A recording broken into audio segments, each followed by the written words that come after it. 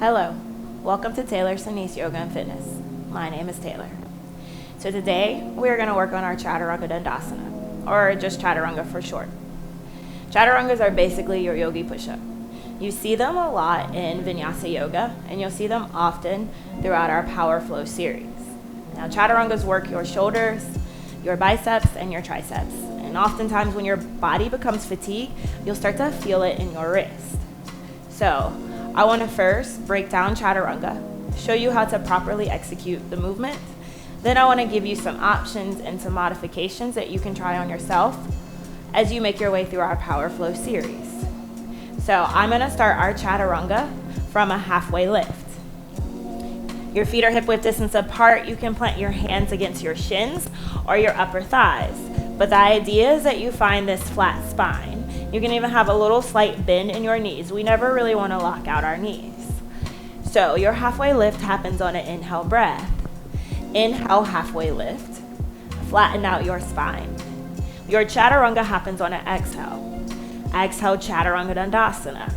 You'll plant your hands, step your feet back to your high plank pose. Make sure your hips are in line with your shoulders and your shoulders are stacked right over your wrist. Shift forward then over your wrist, come up to your tippy toes. Then bend your elbows, keep them pinned into your side bodies. Now inhale, upward facing dog. Flip to the tops of your feet. Lift your thighs off of your mat. So you have 2 points of contact with your mat. My hands are contacted with my mat and the tops of my toes. Notice that my knees are still lifted off of my mat. Then exhale, downward facing dog. Lift your hips up and back towards the ceiling. So that's your Chaturanga Dandasana, the fullest expression of the posture. Now let's go over some modifications and some options. A really great modification is using 2 yoga blocks. This will help remove pressure from your wrists. So you'll plant your yoga blocks where you would plant your hands on your mat, and we'll start this one again from our halfway lift. So inhale, halfway lift. You find that flat spine. Exhale, Chaturanga Dandasana. This time I plant my hands onto my blocks.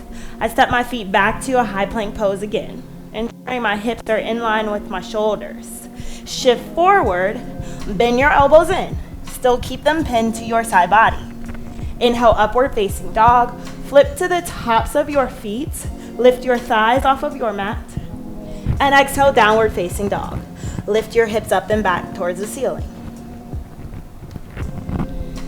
So your blocks are great when you start to feel that fatigue in your wrist.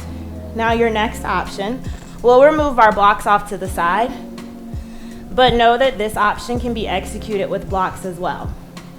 Your next option will be to take your Chaturanga from your knees. So we have our inhale, halfway lift. Exhale, Chaturanga Dandasana. Plant your hands, step your feet back. Shift the weight forward over your wrists, but bend your knees, making contact with your mat. Then bend your elbows, pin them to your side body. Inhale, upward facing dog. Engage your legs, lift your thighs off of your mat. And exhale, downward facing dog. Lift your hips up and back towards the ceiling. So that's your Chaturanga taken from your knees. We have a couple of more modifications and options. You can do Chaturanga from your knees again, but if you ever feel a lot of pressure on your knees, if it's not comfortable on your mat, know that you can place a block. So you would do your Chaturanga with your knees on a block or a towel or a blanket, anything like that. Bend your elbows. Then inhale, upward facing dog. You'll just have to adjust your feet. Lift your thighs. And exhale, downward facing dog. Also know that you never have to do Chaturanga. If you're like, this posture doesn't work for me, it doesn't feel good in my body, you could totally skip it. So to skip your Chaturanga, you can either hold your high plank, get some additional ab work here. You'll skip that yogi push-up, and you'll just go back to your downward facing dog when I cue for downward facing dog. Another great option would be to come to your tabletop pose. So your hands and your knees. I'll show you how to get to your tabletop pose. So inhale, halfway lift. Find that flat back posture. I'll cue for exhale, Chaturanga Dandasana, but you'll plant your hands, step back to your tabletop pose.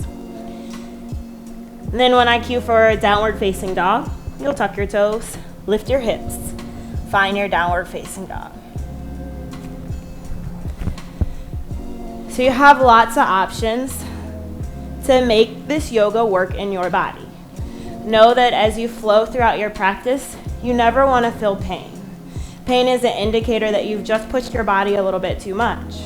Discomfort is one thing, but we never want to feel pain. When you start to feel pain in your body, adjust, find a modification, find another option. So I hope these options help you as you flow throughout our Power Flow series. Thank you so much, and have an amazing day.